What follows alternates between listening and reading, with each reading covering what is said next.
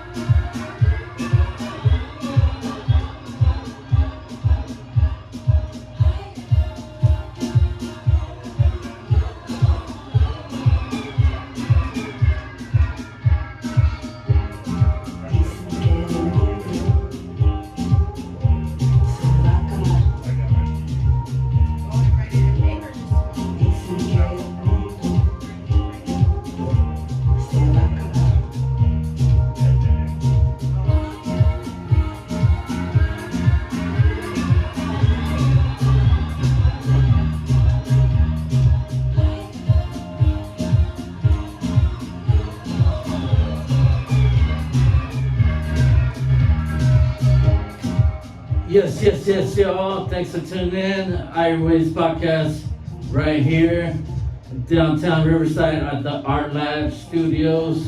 We got a special guest tonight, D. Anthony Graves in the house. What's up? Right on, man. Thanks for tuning in, man.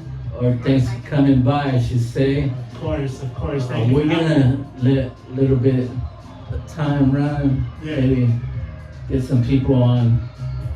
You know what I'm saying? How you guys doing? Hope you guys having a good Monday evening.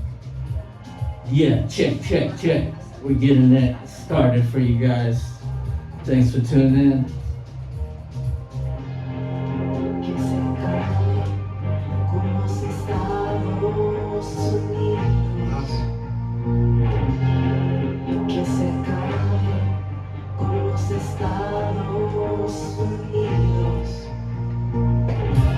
Is he live over there?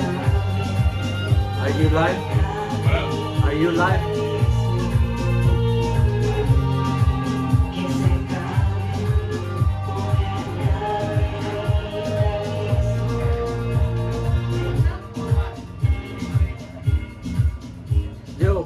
Yo, I need that.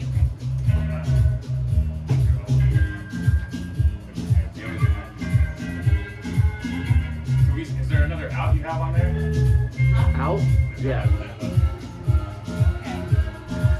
But I try to run one game on, man. It might fuck us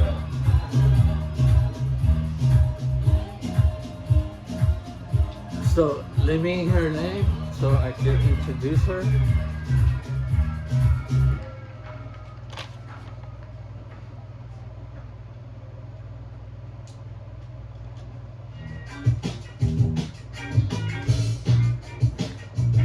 All right.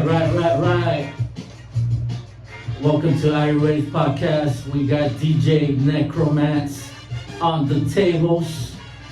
And we got a special guest for you guys right here. We got D. Anthony Graves in the house. Yeah.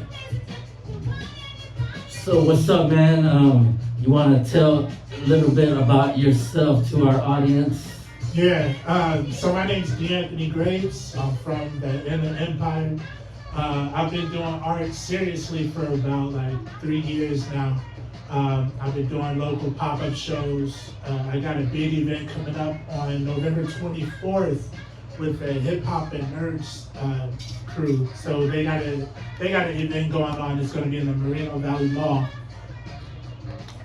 So the type of art that I really do, I mainly focus on like comic illustration and pen-up and stuff like that, but I'm pretty much getting into everything. I'm gonna do watercolors, acrylic paints, all of that stuff. Nice, man. Yeah. Well, thanks for coming in and talking a little bit about yourself. So, what's your creative process when you create your art? Man, I really just try to go with whatever. You know, I try to have a good idea for what I'm trying to come up with. If I'm going to do a superhero or something more so with like background, I always just start with the rough sketch. I feel like I'm more of like a sketch artist than anything else. Sometimes taking the piece to like full completion is kind of a bummer for me. I like sketching more than anything else. You know what I'm saying? But I'll start off with a rough sketch and try to get the main idea down, and then I'll just start going in with like heavy shadows, shapes, and paints and acrylics and all of that. Nice, nice, nice. So you started at a young age? Or?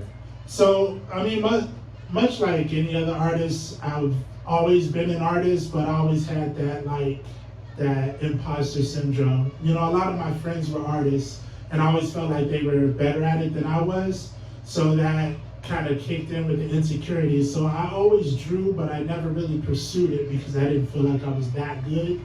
And of course, you wouldn't get good. You have to get good by going through the crap. You know what I'm saying? Right. So I would never allow myself to just get through that bad stage. So I was stuck there. No matter what I would do, I always felt like it was crap. You know, low key, I always felt like it was trash. So with my friends, I would always look at this stuff and be like, man, I know I can do that. I know I can do that type of work. And then I would like look at my favorite artists like Jim Lee back in the day, Jim Lee, Mark Silvestri, all of the famous, you know, Tom McFarlane and stuff like that. And I would look at their art and be like, man, I wish I could do that. I wish I could. I wish I could. But all I had to do was practice, and I never took enough time to practice. It was only until I would say September of like 2001 when I really got tired of watching YouTube and watching everybody else do what I felt like I could do, and I actually started doing it. Nice, nice. So it's been like almost 25 years then, right? Bro, this has been a lifelong journey that's just starting. Nice. Yeah. Man, for me too, man, I'm a musician myself, so Yeah. when I create stuff and, you know, sometimes you get stuck because you think it's not ever good enough to put out Exactly. for anybody to check out and see, you know. Exactly. But you just sometimes have to just put it out just to hear the critics. Right. And you know, like unless you really just start on cloud nine, everyone's got to go through that process. You got to go through the trash stick figures or the things that you really don't want to show anybody because you know it don't look as good as it could be. But if you really just fight through it, you're gonna get there eventually. But you kind of slow down your own process with your insecurities. Yeah, I remember when I was a kid, man, I used to like tracing a lot, you know, because I was seeing my brother's a really good artist. Right. Natural, actually. He was just like natural with it, and I had to work at it, you know. Like, Yeah. But I started with tracing, you know, like, did you ever do that when you were a kid? So Trace? as a kid, I did trace, but that wasn't ever really something that I did a lot of. You know, that's probably what could have helped me out. You know, tracing is really just teaching your hand how to do the movements that you need. It's really just muscle memory. So I probably would have been better off if I didn't have that stigma about tracing or even using reference back in the day.